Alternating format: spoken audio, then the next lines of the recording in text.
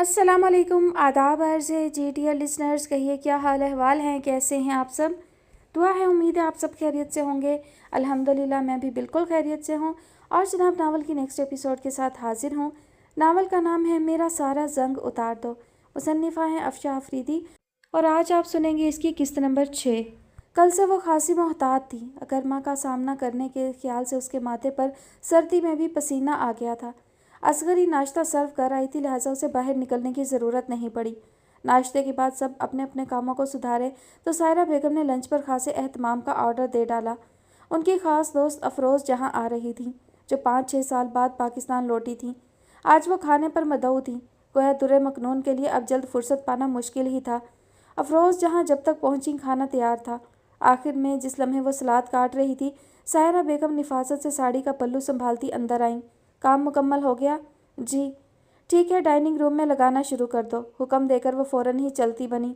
उसने खासी फुर्ती से टेबल सर्व की थी, ताहम फिर भी उसके बाहर निकलने से पहले ही सायरा बेगम अपनी दोस्त के साथ उधर चली आईं। अफरोज़ जहाँ के अंदाज़ बता रहे थे कि ये घर उनके लिए अजनबी नहीं। कमरे में दाखिल होते ही उनकी नज़र आखिरी डिश ट्राली से मेज़ पर मुंतकिल करती दुर्रे मखनून पर पड़ी तो जैसे ठहर सी गई। माशा अल्लाह, चश्मे बद दूर। बड़े ही चहकते हुए अंदाज में यकीनन उसी की तौसीफ़ की गई थी। सायरा बेगम का ऐन उसी वक्त मोबाइल बजा और वो उस पर महवे गुफ्तगू हो गई, नहीं तो उसे फ़ौरन ही जाने का इशारा कर देती। अस्सलाम वालेकुम। अफरोज़ बेगम के करीब आने पर उसने आहिस्तगी से सलाम किया था। दर हकीकत उनकी पुरशौक सताइशी नज़रें और साथ ही सायरा बेगम की वहाँ मौजूदगी उसे घबराहट में मुब्तला कर रही थी। वालेकुम अस्सलाम, जीती रहो, खुश रहो, दूधो नहाओ, पूतों फलो। 2 कदम बढ़ाकर वो ना सिर्फ उसके पास चली आईं बल्कि आगे बढ़कर उसका माथा भी चूम लिया। वो इस पेशकदमी के लिए तैयार ना थी, सटपटा सी गई। इसी असना में सायरा बेगम बउजलत गुफ्तगू मौकूफ़ करके तेज़ कदमों से उन दोनों की तरफ बढ़ आईं। उफ़ सायरा, ये क्या शाहकार तख्लीक किया है तूने। दोस्ताना बेतकल्लुफ़ी से अब वो सायरा बेगम से मुखातिब थी। ये अपनी रिदा है ना? सताइशी फिक्रे के फ़ौरन बाद सवाल हुआ। लहजे में कदरे बेअतमादी थी, जैसे उसके रिदा होने पर यकीन ना हो। नहीं, ये दुर्रे मखनून है। पर मुश्किल चेहरे पर मुस्कुराहट लाते हुए उन्होंने तारुफ करवाया। दुर्रे मखनून के लिए उनकी आंखों में उतरती नागवारी पढ़ लेना मुश्किल ना था। वो खुद यहाँ से भाग जाना चाहती थी, मगर बेगम अफरोज़ जहाँ उसका हाथ अपने हाथ में लिए कुछ इस तरह लापरवाही से खड़ी थी कि वह बेबस हो गई थी। दुर्रे मखनून, नाम भी इस कदर खूबसूरत जितनी कि ये खुद। वैसे सच बताओ, ये मुकम्मल हुस्न कहाँ से दरियाफ्त किया? अब वो उसके सुर्ख पड़ते चेहरे पर आई लट हटाते हुए पूछ रही थी। दुर्रे मखनून होंठ काटते हुए बेबस और शर्मिंदा सी खड़ी थी। सायरा बेगम के चेहरे पर एकदम खशमगी तासुर उभरा, जिसे उन्होंने बमुश्किल मुस्कुराहट में छुपाया। सब तफसील अभी जान लोगी क्या? अरे कुछ मौज़ूआत खाने के बाद के लिए भी बचा रखो। चलो जल्दी से बैठो, देखो तो खाना ठंडा हो रहा है। अफरोज़ जहाँ को खाने की जानिब मतवज्जा करते ही उन्होंने जुम्बिश अबरू से उसे वहाँ से जाने का इशारा दिया, और इस बार उसने कोई गलती नहीं की और बाहर आकर ही दम लिया। तो रिदा है कहाँ? 5 साल से उसे देखा ही नहीं। जब ही दुर्रे मखनून पर उसका गुमान हुआ मुझे। वो पार्लर गई है, उसकी अपॉइंटमेंट थी आज, वरना तुमसे मिलने को बेचैन थी। आती ही होगी, 1-आध घंटे में मिलकर ही जाना उससे। डिश उनकी जानिब बढ़ाते हुए बेगम सहरा खासी खुशमिजाजी से कह रही थी। ताहम दुर्रे मखनून का एक बार फिर तस्करा होना उन्हें नागवार गुजरा था। और अपनी ज़ारा कब आ रही है? अगले हफ्ते। लजीज चिकन चाउमीन ने फिर कुछ लम्हे उन्हें बोलने ही ना दिया। इस दौरान सायरा उन्हें होने वाली शादी की तफसीलात बताती रहीं। शादी से 1 हफ्ते पहले उबैद और उसकी फैमिली भी आ रही है ऑस्ट्रेलिया से। अब तो माशाल्लाह उसके भी 2 बच्चे हैं। बीवी उसकी पाकिस्तानी नज़ाद और खासी फ्रेंडली है। उससे छोटे वाला अकरमा कहाँ है? आ गया वापस? हाँ, अकरमा भी वापस आ गया है, चंद माह हुए। आजकल ICAP ज्वाइन की है एज ए लेक्चरर। आई सी, उसकी शादी नहीं हुई अभी तक? नहीं, अब आया है तो उसके लिए भी लड़की ढूंढ रही हूँ। तुम्हारी नज़र में कोई हो तो बताना। नैपकिन से होंठों के गोशे साफ करते हुए उन्होंने लगे हाथों मदद तलब की। अफरोज़ जहाँ का हल्का अहबाब यूँ भी खासा वसी था। लो, नज़र में क्या, अभी तो मिली हूँ मैं उससे। ये अपनी दुर्रे मखनून कैसी रहेगी? होशरुबा हुस्न भी और साथ कमसिनी और मासूमियत भी। अफरोज़ जहाँ हमेशा की जल्दबाज और साफ गो थीं, अभी दुर्रे मखनून को देखा था, लिहाजा झट मशवरा दिया। खूबसूरत चेहरे तो यूँ भी उनकी कमज़ोरी थे।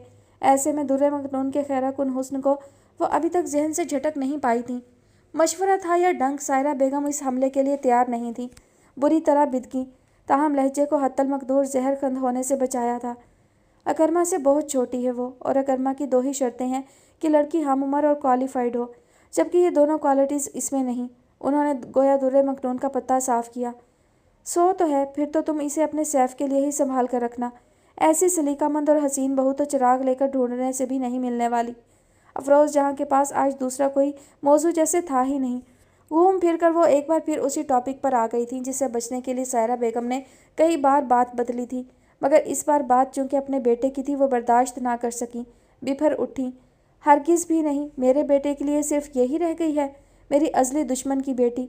वो गोया फुनकारने लगी थी। अफरोज़ बेगम एक सानिया के लिए जहाँ की तहाँ रह गई। क्या मतलब, किसकी बेटी है दुर्रे मखनून? उनके चेहरे के कशीदा तासुरात देखते हुए बिलाखिर उन्होंने आहिस्ता से सवाल किया। सोफिया की बेटी है ये, सोफिया की। वो जैसे जहर में डूबते हुए बोली थी, लहजा खार खार और लफ्ज़ अंगार अंगार थे। अफरोज़ बेगम के लिए ये खबर खासे धचके का बायस थी। वो सोच भी नहीं सकती थी कि सोफिया की औलाद सायरा के घर में रह रही होगी। मगर ये सब हुआ कैसे? इसके पेरेंट्स कहाँ हैं? इस बार उन्होंने कसदन किसी का भी नाम लिए बगैर इस्तफसार किया। एक हादसे का शिकार हो गए दोनों, तो मुजफ्फर इसे यहाँ ले आए। तुम्हें तो मालूम ही है कि मुजफ्फर का फास्ट फ्रेंड था वो। आखिरी वक्त में उन्हें फ़ोन करके बुलाया और यह जिम्मेदारी हमारे गले डालकर दुनिया से रुखसत हो गया वो शख्स। सायरा बेगम का कलेजा जला हुआ था। इतने अरसे बाद गमगुसार और मिजाज आशना दोस्त मिली तो सब कह गई, तुमने मना नहीं किया मुजफ्फर को? हाँ, मना? वो मज़ीद जहरखंद हुई। तुम्हें क्या लगता है मुजफ्फर मना होने वालों में से हैं? उन्हें तो चैरिटी का असली शौक़ है। ख़ास तौर पर मेरे दुश्मनों की अहवाल पुरसी करने में गोया 10 गुना ज़्यादा सवाब कमाते हैं वो। अपनी 32 साला अज़दवाजी ज़िंदगी में बस एक इसी नुक्ते पर हमेशा उनका मुजफ्फर शिराज़ी से इख्तिलाफ़ रहा। जितना वो सोफ़िया और उसके ख़ानदान से दूर रहना चाहती थी, मुजफ्फर अपने दीरीना दोस्त से उसी कदर रवाबत रखा करते। गो कि उन्होंने कभी भी सायरा बेगम को मजबूर नहीं किया, मगर उनकी नापसंदीदगी महसूस करने के बावजूद खुद मिलना जुलना भी ना छोड़ा। लेकिन जहाँ तक मैं जानती हूँ सोफ़िया के एक जेठ भी तो थे, तो फिर दुर्रे मखनून को उसके ताया के पास क्यों नहीं भेजा? स्वीट डिश चखते हुए वो पूछ रही थी। सायरा बेगम मूड ख़राब होने के बावजूद मुसलसल उनकी प्लेट में कुछ न कुछ डाले जा रही थी। हाँ है तो, मगर चंद साल वे पैरालाइज्ड हो गए हैं, आजकल मैनचेस्टर में होते हैं। उनकी औलाद उनका ही बोझ उठा ले बहुत है, उन्होंने तो माजरत कर ली थी। इधर हमारे शोहर मुजफ्फर साहब तो यूँ भी तीसरी बेटी की शादी से फारिग होने वाले थे, तो उन्होंने मज़ीद एक ढोल गले में डाल लिया। मुजफ्फर असल में बहुत खुदा तर्स इंसान है। देखना एक यतीम को पालने का कितना अजर मिलेगा उन्हें। अफरोज़ जहाँ मुतासिर होकर बोली तो सायरा बेगम तड़क के बिना ना रह सकी। अच्छा, तो क्या सारा अजर उन्हें ही मिलेगा? और जो सारा दिन मैं उसे देख देख कर जलती हूँ, मेरी कुर्बानी की क्या कोई अहमियत नहीं? झुलस कर बोली। जवाबन अफरोज़ जहाँ बेसाख्ता हंस पड़ी। नहीं भाई, तुम्हारी कुर्बानी तो वाकई तहसीन के लायक है। बल्कि मैं तो यूँ कहूँगी कि मुजफ्फर ने जिस आजमाइश में तुम्हें उतारा है, वाकई उससे तुम सुरखरू निकली हो, वरना यूँ सोफिया की औलाद को नज़र के सामने ना रखती। शौक़ी से कहते कहते वह संजीदा हो गई थी। सोफिया की बदौलत जिस दुख और अजियत के दरिया को पार करके आज सायरा यहाँ खड़ी थी, वो अफरोज़ जहाँ की याददाश्त में आज भी ताज़ा था। तुम इसे खुदा तरसी कहो या मुजफ्फर की खातिर पिया जाने वाला कड़वा घूंट, दुर्रे मखनून अब मेरी जिम्मेदारी बना दी गई है और ना चाहते हुए भी मैं इसे बर्दाश्त करने पर मजबूर हूँ। तो क्यों कर रही हो बर्दाश्त? ज़रूरत क्या है तुम्हें? अफरोज़ जहाँ के चेहरे पर यकदम कोई ख़ास तासुर फैल गया था। नैपकिन से हाथ साफ करके वह कुर्सी की आरामदेह पुश्त से टेक लगाकर बैठ गई थी। उनके अंदाज में कुछ कुछ था। सायरा बेगम कतरे चौंक गई। क्या मतलब तुम्हारा? अब क्या उसका हाथ पकड़कर बाहर निकाल खड़ा करूं? ऐसे कैसे चलता कर दूं उसको? आखिर को सोसाइटी में मुंह दिखाना है, पूरा ख़ानदान हज़रा सराई करे, ये मुझे कबूल नहीं। फिर खुदा तरसी भी कोई चीज़ है। मैं 3 बेटियों की माँ हूँ, उनके इन लॉज भी मुझे ही फेस करने हैं। सब जानते हैं कि वो अब हमारे घर रहती है। सायरा बेगम की सोच उनकी मिजाज की आकाश थी, जिसे लफ्ज़ों में ढालते हुए उन्हें ज़रा हिचकिचाहट ना हुई। ओहो भाई, यूँ हाथ पकड़कर बाहर निकालने की बात नहीं कर रही मैं। अरे लड़की खूबसूरत है, बल्कि ज़रूरत से ज़्यादा हसीन है। ऐसे में रिश्ता तलाश करो उसका और किसी अच्छे ख़ानदान में ब्याह दो। फ़र्ज़ का फ़र्ज़ अदा हो जाएगा और दूसरे तुम्हारी परेशानी भी रफ़ा हो जाएगी। जहाँ तक मेरा ख्याल है, तुम अगर आज उसे अपने सर्कल में लेकर आओ तो कल 20 रिश्ते लाइन हाजिर होंगे। वो क्या कहते हैं, हुस्न आप अपनी दलील होता है। बस तुम ज़रा सौदेले रिश्ते के रिवायती अनाज से बाहर आकर सोचो तो कुछ भी मुश्किल नहीं। अफरोज़ जहाँ ने जैसे उन्हें राह सुझाई। सायरा बेगम उनकी बात पर एक लम्हे के लिए चुप सी रह गई। अब उनसे क्या कहती, दुर्रे मखनून किस अलमिया से गुजरी है। हाँ, देखती हूँ, करती हूँ कुछ, अभी तो छोटी है। बात टालने की खातिर उन्होंने कसदन लापरवाही से कहा। दिसंबर की सर्दियों की धूप हल्की सी तमाज़त लिए हुए थी। लान का समूर्दी फर्श खिज़ां के बाद किसी हद तक जर्दी माइल रंग में तब्दील हो चुका था। लान के दाएं जाने मसनूई फवारे और स्टोन्स की खूबसूरत अरेंजमेंट और उसके साथ ही सदाबहार पौधों की खुशनुमा क्यारियाँ थीं। وہ لان کی سیڑھیوں سے اتر کر وہیں پھولوں کے کنج کے پاس آ بیٹھی۔ یہاں آنے کے بعد اسے لان کی اس گوشے میں بیٹھنا ہمیشہ سکون آور لگتا تھا۔ اس وقت بھی وہ سائرہ بیگم کے رویے سے دل پر چھائی کثیف سی اداسی دور کرنے کی غرض سے ادھر چلی آئی تھی۔ آج اگر اس کی ماما زندہ ہوتیں تو افروز بیگم کے لبوں سے اس کی مدح سرائی سن کر خوشی سے پھولے نہ سما رہی ہوتی، جبکہ سائرہ بیگم کس قدر ناراض ہو رہی تھیں۔ ان کے لیے در مکنون کے وجود کو ہی نہیں بلکہ اس کی تعریف کو بھی برداشت کرنا دشوار تھا۔ اپنے گھر کے لان میں بھی وہ اکثر اسی طرح گھٹنوں پر ٹھوڑی ٹکا کر بیٹھ جایا کرتی تھی۔ وہ گھر شیرازی ولاز کی طرح بے شک 2 کنال پر پھیلا ہوا نہیں تھا، نہ ہی اس کا لان ایسا وسیع و عریض تھا۔ ہاں مگر شاید وہاں کے پھولوں کے رنگ یہاں کے پھولوں کے رنگوں سے زیادہ گہرے اور شوخ تھے، اور خوشبو بھی یہاں کے پھولوں سے زیادہ بھینی بھینی ہوتی تھی۔ اس نے سوچا اور سر گھٹنوں پر ٹکا دیا۔ ایک رات پہلے ہونے والی بارش نے ہر شے پر نمی اور ٹھنڈک جیسے جما دی تھی۔ وہ کچن سے کام کرتے کرتے باہر آ گئی تھی، اس لیے سویٹر ندارت تھا، اور پھر اس کو وہاں بیٹھے بیٹھے نہ جانے کتنا وقت گزر گیا۔ لان کا یہ گوشہ واقعی ہمیشہ سے ہی خاصا فیسینیٹنگ رہا ہے۔ میں بھی اکثر دادی سے چھپ کر یہیں آ بیٹھتا تھا۔ آواز اکرما کی تھی اور آئی بھی بہت نزدیک سے تھی۔ در مکنون نے برق کی سی تیزی سے سر گھٹنوں پر سے اٹھایا تھا۔ اکرما اس سے کسی قدر فاصلے پر پنجوں کے بل بیٹھا ہوا تھا۔ انداز ایسا تھا جیسے وہ ابھی نہیں آیا بلکہ کچھ دیر پہلے سے وہاں موجود ہو۔ اس نے بے اختیار پلکیں اٹھا کر اسے دیکھا، جو ارد گرد توصیفی نظریں دوڑا رہا تھا۔ غالباً شاعری وغیرہ کرنے کے لیے بھی خاصی موزوں پلیس ہے یہ، مگر میرا ذاتی خیال ہے کہ اس موسم میں اور بالخصوص اس لباس میں، اس نے در مکنون کے بلیک کاٹن کے سوٹ کی طرف اشارہ کیا جس کا دوپٹہ اس نے اپنے گرد جیسے تانا ہوا تھا۔ یہاں مراقبہ کرنا ٹھیک ٹھاک فلو کو دعوت دینے کی آزمودہ سبیل ہے۔ حسب سابق وہ چند لمحے جیسے اس کی بات سمجھنے کی کوشش کرتی رہی، اور جب اس کی بات سمجھی تو خجالت سے چہرہ سرخ پڑ گیا۔ کچھ اور سمجھ میں نہیں آیا تو وہ برق کی سی تیزی سے گھاس پر سے اٹھ کھڑی ہوئی۔ یکدم اسے احساس ہوا کہ ہوا میں خنکی بڑھ گئی ہے۔ کیا خیال ہے اندر چلیں؟ وہ بھی ساتھ ہی اٹھ کھڑا ہوا تھا۔ دوستانہ لہجے میں یوں بولا جیسے وہ دونوں اکٹھے واک کرتے کرتے تھک کر اب اندر جانا چاہتے ہوں۔ وہ کیا کہتی؟ سرس بات میں ہلا کر چل دی۔ دادی آپ کو ڈھونڈ رہی تھیں، اس لیے میں آپ کو تلاش کرتا یہاں چلا آیا۔ اس نے سرسری انداز میں آنے کی وجہ بتائی تو وہ بے ساختہ سوالیہ ہو گئی۔ کیوں؟ آپ نے غالباً لنچ نہیں کیا ہے۔ دادی کو فکر تھی، وہ لنچ پر آپ کا ویٹ کر رہی ہیں۔ ویسے حیرت انگیز بات ہے، کبھی اس طرح دادی میرے لیے متفکر رہا کرتی تھیں۔ اتنی محبت اور فکر بندی میرے بعد اگر کسی کے حصے میں آئی ہے تو وہ خوش نصیب آپ ہیں، وہ سادگی سے کہہ رہا تھا۔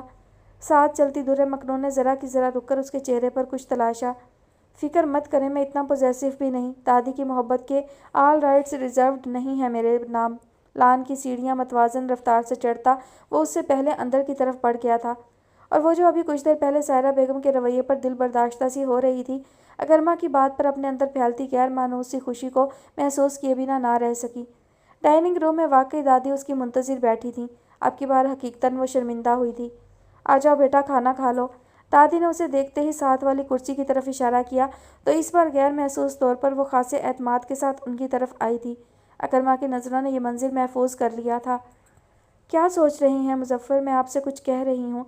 ڈریسنگ ٹیبل کے آئینے میں ابھرتے مظفر صاحب کے عکس کو دیکھتے ہوئے خاصی ناگواری سے سوال ہوا تھا۔ مظفر شیرازی بمشکل حال میں لوٹ سکے۔ ہاں کہو، میں سن رہا ہوں۔ سن نہیں رہے، محض سننے کا تاثر دے رہے ہیں۔ کلینزنگ لوشن کو چہرے پر اچھی طرح پھیلانے کے بعد سائرہ بیگم نائٹ گاؤن کی ڈوریاں کستی بیڈ کی طرف چلی آئیں۔ ان کے لہجے میں خفگی اور ناگواری کا تاثر تھا۔ آخر سارا وقت آپ کہاں کھوئے رہتے ہیں؟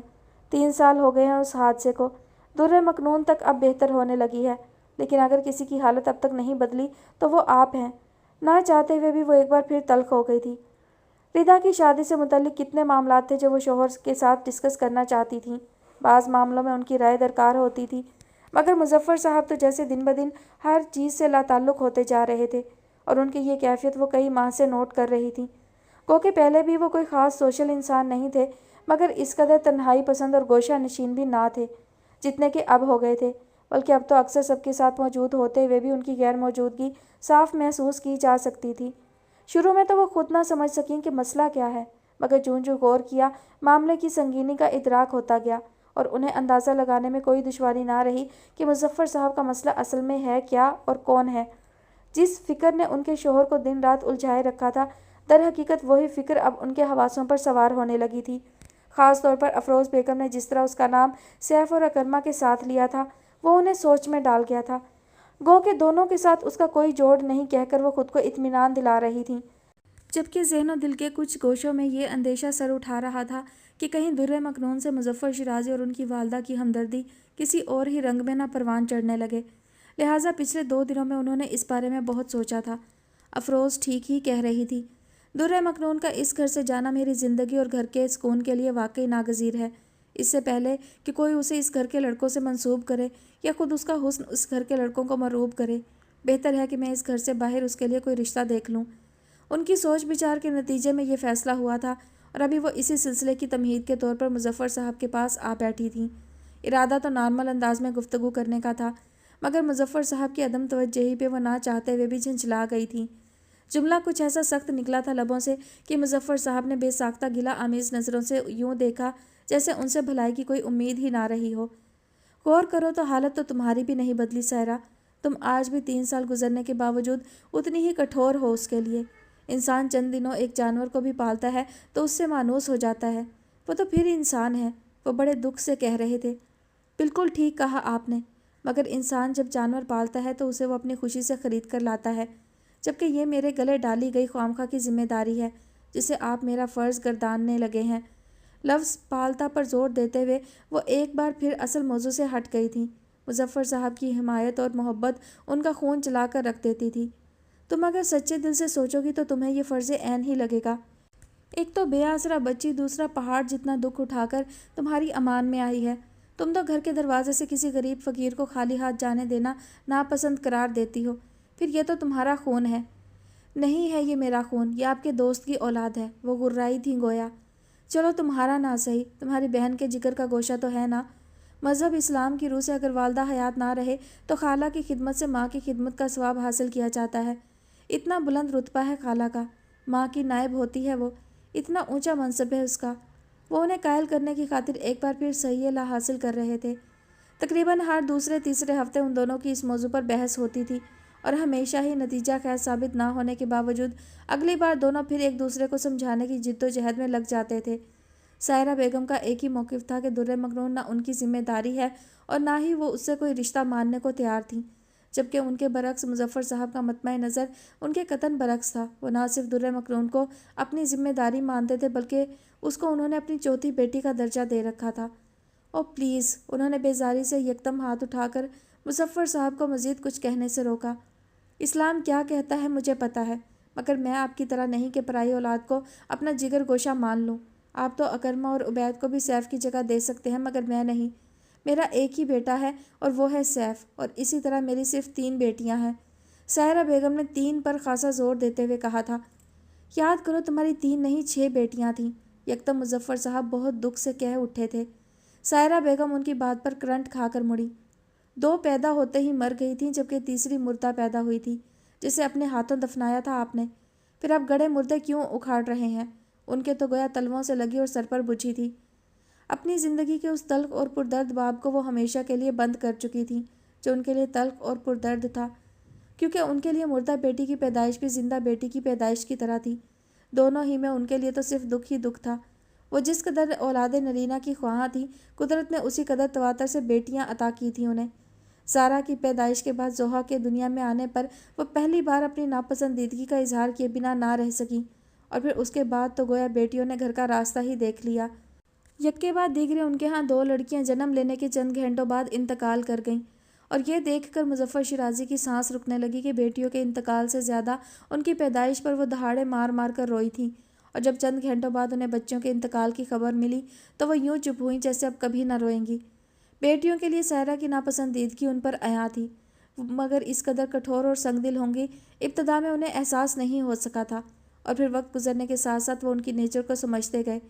کبھی کبھی تو وہ انہیں گوشت پوست میں ڈھلا کوئی ایسا چٹانی پتھر لگتی تھی جسے تراشتے تراشتے ان کی انگلیاں فگار ہونے لگی ہوں۔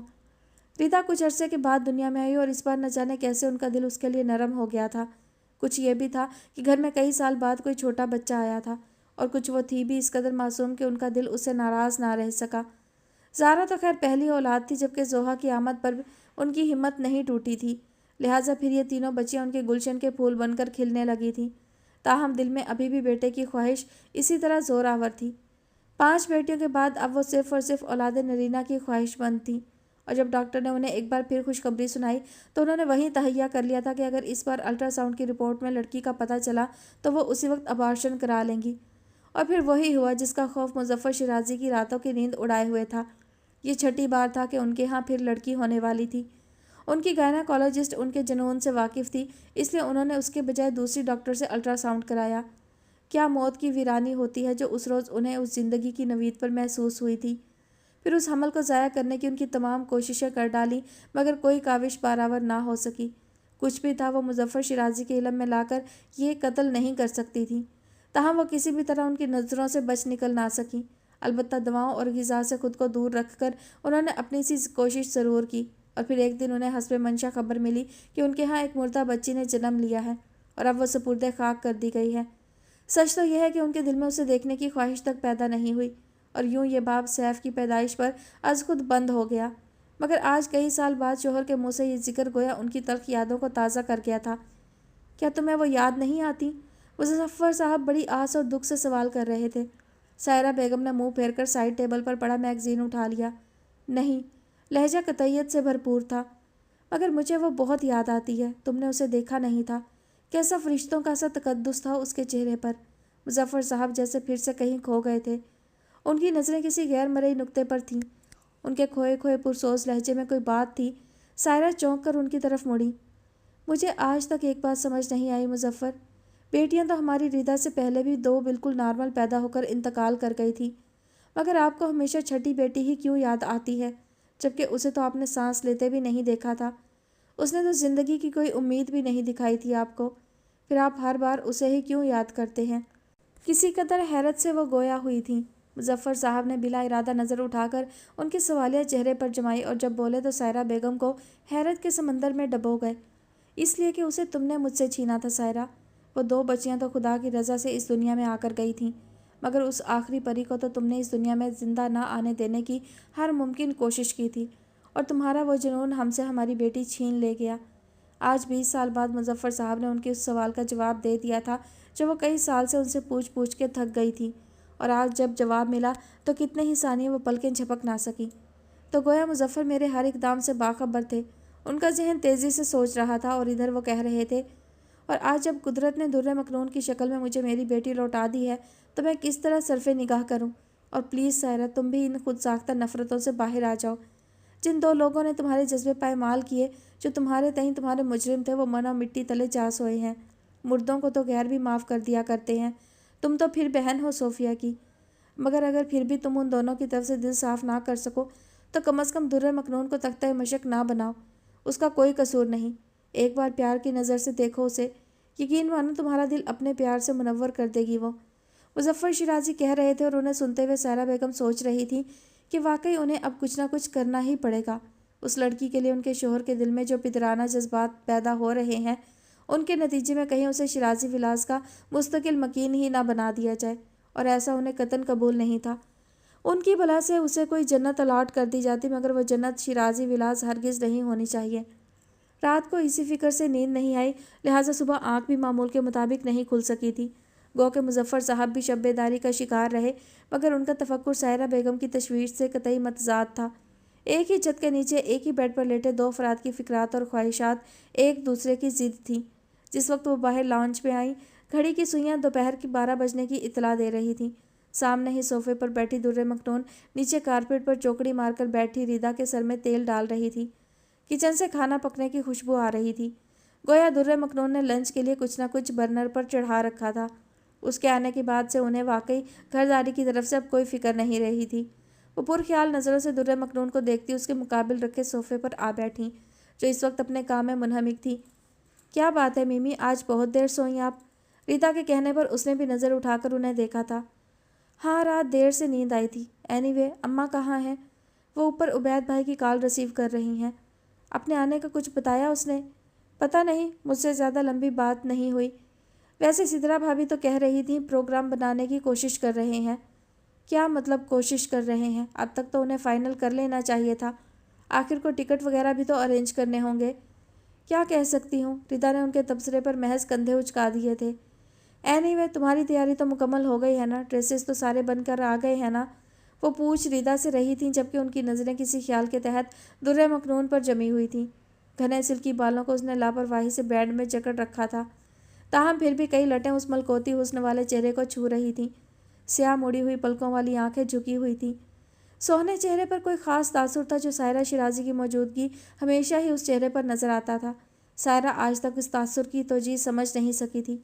अब उन्हें क्या मालूम कि उनकी सूरत में उसे अपनी मामा नज़र आती थी, उनकी आवाज़ में उसे अपनी मामा की आवाज़ सुनाई देती थी। दरहकीकत उनकी मौजूदगी उसके लिए कितनी सुकून बख्श थी, उन्हें इसका अंदाज़ा नहीं था, और यही वजह थी कि वो इस सरूर को कशीद करने में इतनी महव हो जाती थी कि उनके ज़हन में बुझे तेज़ सिफ्त अल्फाज और जलती नज़रें भी उस पर असर नहीं कर पाती थीं। उनका वजूद उसके लिए मम्मा के अलूजन में ढल जाता था। इस वक्त भी वो उन्हें सुनते हुए और गाहे बगाहे उन पर नज़र डालते हुए मसरूफ़ सी रिदा के सर में तेज़ी से हाथ चला रही थी, जबकि सायरा बेगम इस वक्त उसका तनकीदी नज़रों से जायज़ा ले रही थी और दिल ही दिल में अफरोज़ जहाँ से कायल हो रही थी। काटन के सादा सूट में बिना मेकअप बगैर ज्वेलरी के भी ये ठीक ठाक होश उड़ाने के लायक है, तो अगर वाकई इसका मेक ओवर करा लिया जाए तो जल्द ही कोई अच्छा रिश्ता मिल सकता था। उनका जहन तेज़ी से ताने बाने बुन रहा था। हाँ, बस इसका माजी किसी को बताने की ज़रूरत नहीं, उन्होंने अपने तय फ़ैसला किया। मगर इसका माजी, उसे अगर हम छुपा भी लें तो क्या ये भी कोऑपरेट कर सकेगी? उन्हें नई फिक्र ने सताया था, ख़ास तौर पर उसके फिट्स जो अक्सर उसे पड़ते हैं और मर्दों से उसका दहशत ज़दा हो जाना। इन सब मामलात का क्या होगा? वो कैसे हैंडल होंगे?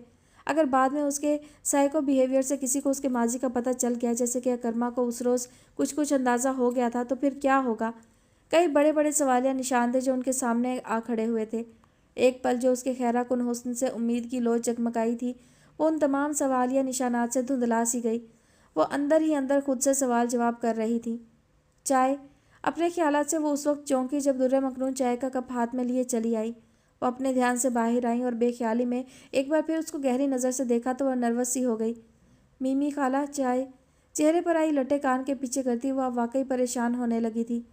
थैंक्स। कप लेते हुए उनके मुंह से बेइख्तियार निकला था। दुर्रे मखनून जैसे शशदर सी रह गई। गुजरे 3 सालों में आज पहली बार उनके लबों से ये लफ्ज़ उसके लिए अदा हुआ था। यहाँ बैठो। दूसरा हमला और भी ख़तरनाक था, वो बेहोश होने को थी। मैंने कहा ना, यहाँ बैठो। अब कि उन्होंने अपनी तरफ बेयकीनी से देखती दुर्रे मखनून को कदरे तहकुम से कहा, तो वो मेकान के अंदाज में झट उनके साथ वाले सोफ़े पर बैठ गई। रिदा की शादी में ज़्यादा वक्त नहीं रहा है। सोहा ने तुम्हारे लिए जो ड्रेसेस बनवाए हैं तुम्हें पसंद हैं? वो तमहीद के तौर पर सवालिया हो गई थी।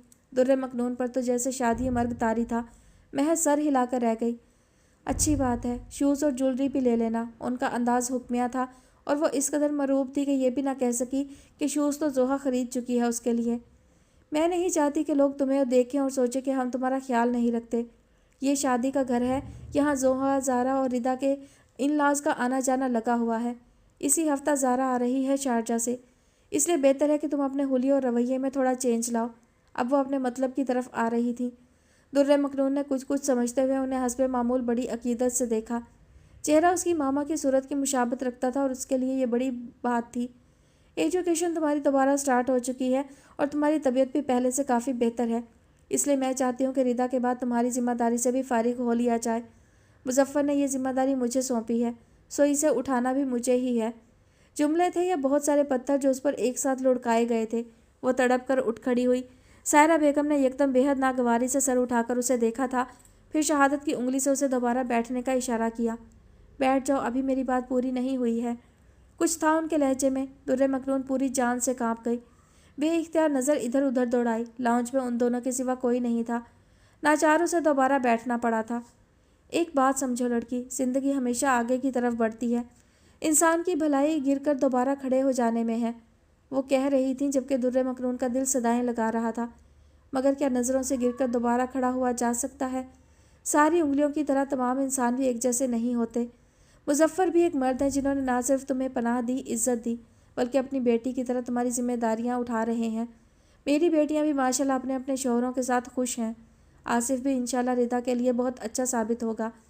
अगर दुनिया में कुछ रास्कल मर्द औरत को बेहुरमत करते हैं तो उनसे कई गुना ज़्यादा तादाद ऐसे मर्दों की है जो औरत को सिक्योरिटी देते हैं। अपनी बात कहकर उन्होंने एक सानिया के लिए बगौर उसे देखा जो उनका माफ़ी ज़मीर समझ कर यकदम बेहद हरासा नज़र आ रही थी। जो हुआ उसे भूलकर आगे बढ़ो। बात जितनी अच्छी और आसान थी, लहजा उसी कदर हमदर्दी और मोहब्बत से आ रही था। اور اس نصیحت پر عمل کرنا اس کے لیے سورج ہاتھ پر اتارنے جیسا تھا۔ میں نہیں چاہتی کہ یہاں آنے والے کسی بھی شخص کو تمہارے ماضی کے بارے میں کچھ پتہ چلے، اور اس کے لیے ضروری ہے کہ تم اپنے بیہیویئر کو نارمل رکھو اور زندگی کی اس حقیقت کو سمجھو اور قبول کرو کہ تمام مرد ایک جیسے نہیں ہوتے، اور بالخصوص میرے گھر میں کوئی بدگماش انسان داخل نہیں ہو سکتا۔ یوں بھی یہ عورت پر ڈیپینڈ کرتا ہے کہ وہ مرد کو کتنا مارجن دیتی ہے۔ ان کے الفاظ تھے کہ ایک کند آری۔ در مکنون نے تڑپ کر زخمی نظروں سے انہیں دیکھا تھا۔ تمہارا کیس بہرحال اس سے الگ تھا۔ بات ختم کر کے اٹھتے اٹھتے وہ جیسے آخری تیر اس کے سینے میں اتار گئی تھی، اور ابھی وہ اپنے بے جان جسم کو گھسیٹ کر کچن میں لے جانا چاہتی ہی تھی کہ بیرونی دروازے سے داخل ہوتے اکرما کی آواز نے اسے متوجہ کر لیا۔ السلام علیکم چچی جان۔ وعلیکم السلام۔ اس کے خوشگوار سلام کے جواب میں ادھر بھی خوش دلی تھی۔ در مکنون نے حسرت بھری نظروں سے سائرہ بیگم کو دیکھا، جن کا لہجہ اکرما سے محو گفتگو ہوتے ہوئے کس قدر بدل گیا تھا۔ اکرما نے ایک نظر اس پر ڈالی تو یکدم کسی ناخوشگوار تبدیلی کا احساس ہوا۔ سنو، اکرما باہر سے گھر آیا ہے، اس کے لیے پانی لے کر آؤ۔ اسے مرے مرے قدموں سے کچن کی طرف جاتے دیکھ کر انہوں نے تحکم سے اسے پکارا تھا۔ ذرا دیر پہلے والی نرمی لہجے میں مفقود تھی۔ جی۔ مڑی ہوئی پلکوں کو جھکائے جھکائے وہ آگے بڑھ گئی تھی۔ اکرما ناگواری محسوس کرنے کے باوجود کچھ نہ کہہ سکا۔ ذرا دیر بعد وہ پانی لیے چلی آئی تھی۔ اس کی گہری نظریں در مکنون کے چہرے پر نہ جانے کیا کھوج رہی تھیں۔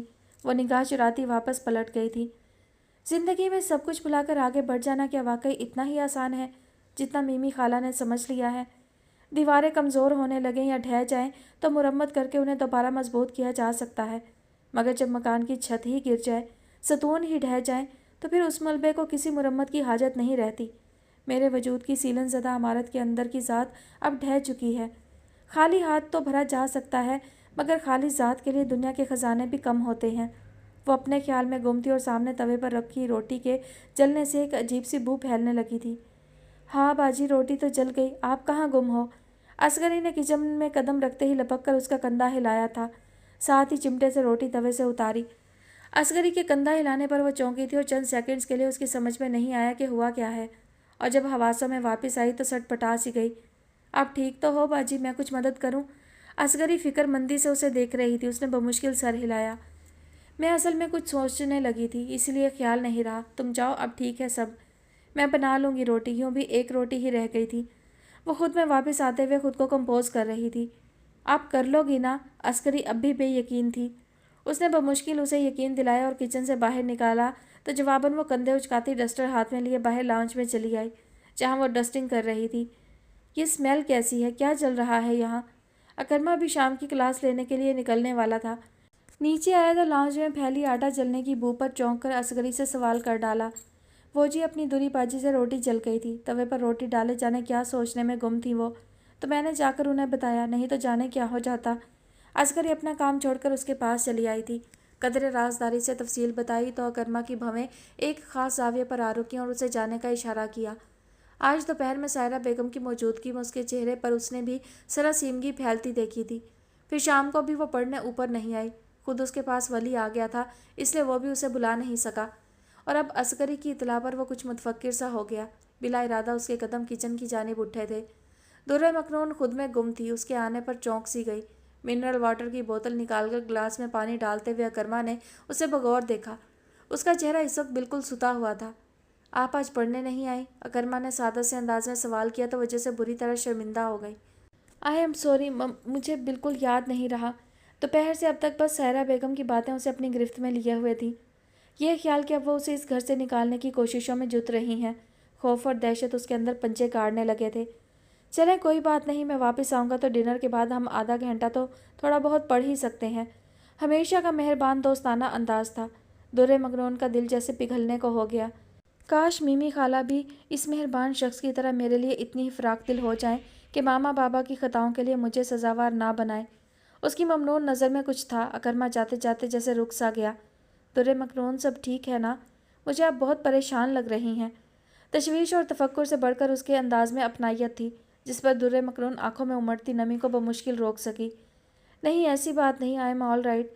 اس نے نظر چرائی تھی۔ اکرما نے گہری سانس بھر کر بازو سینے پر باندھ لیے۔ آپ سے ایک بات کہوں در مکنون، آپ جتنا اچھا کھانا بناتی ہیں اتنا ہی برا جھوٹ بولتی ہیں۔ کم از کم مجھ سے غلط بیانی مت کیا کریں۔ اس کے سیدھے صاف لہجے میں گویا جان لینے کا زوم تھا۔ درِ مکنون پشیمانی سے سر جھکا کر ہونٹ کاٹنے لگی۔ آپ کا چہرہ آئینے کی طرح آپ کی دلی کیفیت کا عکس صاف ظاہر کرتا ہے۔ پلیز آپ ٹرسٹ کریں مجھ پر، دوستی کر لیں مجھ سے، پھر میں اپنی فکریں آپ سے شیئر کیا کروں گا اور آپ اپنے دکھ مجھ سے۔ بڑا حلاوت آمیز دوستانہ لہجہ تھا۔ درِ مکنون نے متحیر ہو کر نظر اٹھائی۔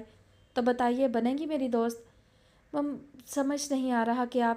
میں نے کہا نا، سے یس اور نو۔ اس سے پہلے کہ درِ مکنون کی بات مکمل ہوتی، اکرما نے یکدم بے حد سنجیدگی سے قطع کلامی کرتے ہوئے اپنے الفاظ پر زور دیا تو وہ جو ویسے ہی اپسیٹ اور نروس ہو رہی تھی، یکدم دونوں ہاتھوں میں منہ چھپا کر رو پڑی۔ اکرما اس رد عمل کے لیے تیار نہیں تھا، اچنبھے سے اسے دیکھنے لگا۔ کسی رشتے کے لائق نہیں ہوں میں، کسی بھی رشتے کے۔ ممی ٹھیک کہتی ہیں، مجھے اس گھر سے چلے جانا چاہیے، آپ سب کی زندگیوں سے نکل جانا چاہیے۔ لاشوں کو کندھے پر ڈال کر زیادہ دور نہیں چلا جا سکتا۔ وہ صحیح کہتی ہیں، وہ صحیح کہتی ہیں، بالکل صحیح۔ وہ ایک بار پھر ظاہر ہو گئی تھی، اور پھر اچانک اپنی سسکیوں کو بمشکل روکتے ہوئے وہ اکرما کی سائڈ سے گزر کر کچن سے نکلتی چلی گئی۔ اکرما اس غیر متوقع صورتحال پر چند سیکنڈ کھڑا غور کرتا رہا، اور جب گہری سانس بھر کر کچن سے باہر آیا تو ملحقہ کمرے کے بند دروازے کو دیکھ کر اسے یہ جاننے میں مشکل نہ ہوئی کہ درِ مکنون نے ایک بار پھر خود کو محصور کر لیا ہے۔ درِ مکنون کے جملوں سے اسے علم ہو چکا تھا کہ سائرہ بیگم نے اسے یقیناً کچھ ایسا کہہ دیا ہے جس نے اس کے اعصاب پر برا اثر ڈالا ہے۔ واپس آیا تو ڈنر ٹیبل پر اسے اطلاع ملی کہ آج درِ مکنون کو بخار ہے اور وہ دادی کی ہدایت پر دودھ پی کر سو گئی ہے۔ دادی کی اطلاع دینے پر بے اختیار اس کی نظریں سائرہ بیگم کی طرف اٹھی تھیں، جو اس وقت کسی گہری سوچ میں ڈوبی نظر آ رہی تھیں۔ آج ڈنر زیادہ مزیدار نہیں تھا۔ سائرہ بیگم نے نئی کوک بلائی تھی آج، جس کے ہاتھ کا یہ نیا ذائقہ ایک دم کسی کو سمجھ میں نہیں آیا تھا، جسے مظفر صاحب کے اصرار پر آج ہی رکھا گیا تھا۔ کھانے کے بعد لاؤنج میں اکرما اور مظفر شیرازی آپس میں محو گفتگو تھے۔ جب سیف کو سونے کی ہدایت کر کے سائرہ بیگم خود بھی ان دونوں کے پاس چلی آئیں۔ اب تو آپ خوش ہیں نا مظفر؟ نئی کوک آ گئی ہے گھر میں، یہی چاہتے تھے نا آپ؟ شوہر کے پہلو میں براجمان ہوتے ہوئے انہوں نے گفتگو کا آغاز کیا۔ اکرما ان کے آنے پر خاموش ہو گیا تھا۔ نظریں ٹی وی اسکرین پر جماتے ہوئے اس نے خود کو ان دونوں سے لاتعلق ظاہر کیا۔ آف کورس بیگم، آج آپ نے ہمیں واقعی خوش کر دیا۔ اس بچی کو یوں کام کرتا دیکھ کر بہت گلٹ فیل کرتا تھا میں، جیسے اسے یہاں پناہ دے کر اس کا خراج وصول کر رہا ہوں۔ مظفر صاحب کے لہجے میں خوشگواری تھی، تاہم ان کی آنکھیں ابھی بھی اداس تھیں، جن کی طرف توجہ دینے کی سائرہ بیگم کو فرصت نہیں تھی۔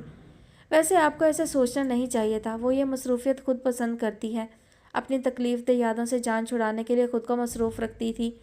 اب آپ نے اس سے جو یہ مصروفیت چھین لی ہے تو دیکھیے گا کہ کس طرح پریشان گھومے گی وہ ادھر ادھر۔ کوئی پریشان نہیں ہوگی وہ، ردا کی شادی کے بعد ایگزامز ہیں، اچھا ہے وہ اپنی اسٹڈی کو اب زیادہ وقت دے پائے گی۔ مظفر صاحب نے گویا ان کا خدشہ رد کیا۔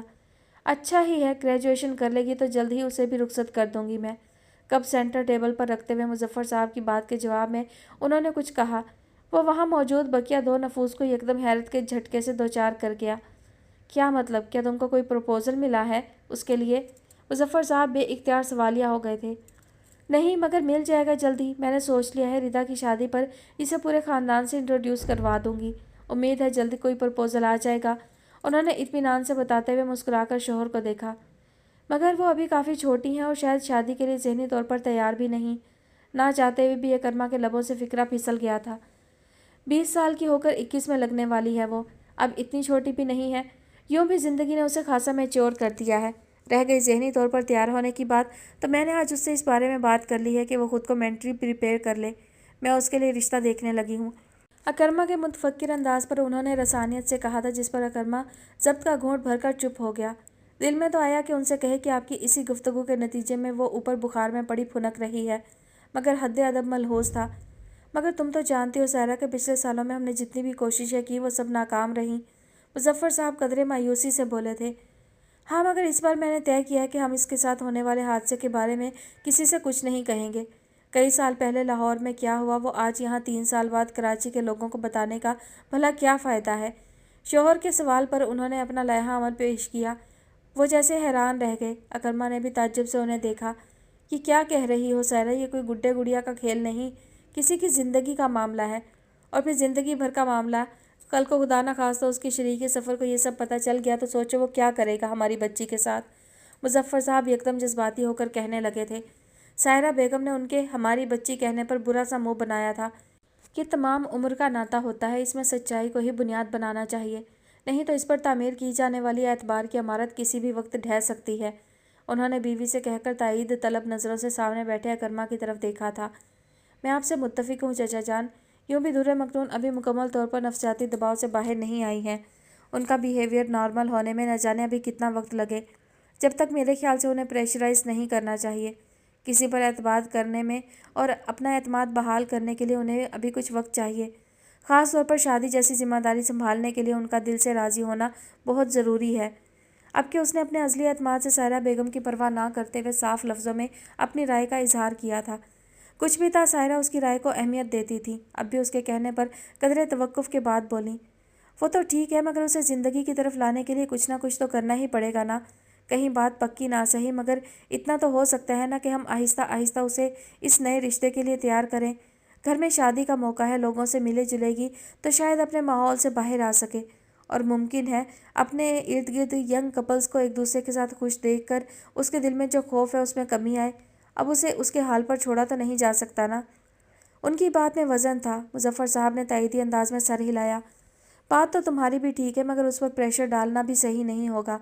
डॉक्टर ने भी यही ताकीद की है कि उसको किसी भी काम के लिए फोर्स ना किया जाए। ज़बरदस्ती उसके लिए ज़हर कातिल होगी। हाँ, तो मैं कौन सा अभी से रुखसत कर रही हूँ। अलबत्ता माहौल तो बनाया जा सकता है ना। शोहर की तायद पर वो कदरे रिलैक्स होकर बोली तो अकरमा ने उन्हें बगौर देखा। क्या चल रहा है इनके दिमाग में, ये जानना तो मुश्किल था, ताहम उसे इतना अंदाज़ा हो गया था कि अब वो दुर्रे मखनून को ज़्यादा दिन इस घर में बर्दाश्त नहीं करेंगी। मुजफ्फर साहब से वो कुछ कह नहीं सकता था कि आज कई दिन बाद उसने उन्हें कदरे मुतमईन देखा था, और वो उनसे ये लम्हाती खुशी छीनना नहीं चाहता था। तुम बताओ करमा, स्टडीज़ कैसी चल रही हैं उसकी? इंटरेस्ट ले रही है ना वो? अब वो उसकी तरफ देखते हुए सवाल कर रही थी। जी हाँ, पहले से बेहतर है, स्पेशली जब से कॉमर्स के सब्जेक्ट्स लिए हैं।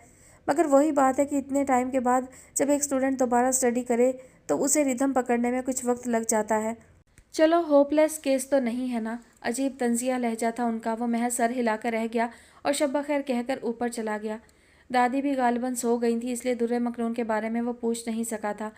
गो के सायरा बेगम को मुजफ्फर साहब और उसने दुर्रे मखनून पर जोर डालने से मना कर दिया था, ताहम फिर भी वो मुतमईन नहीं था।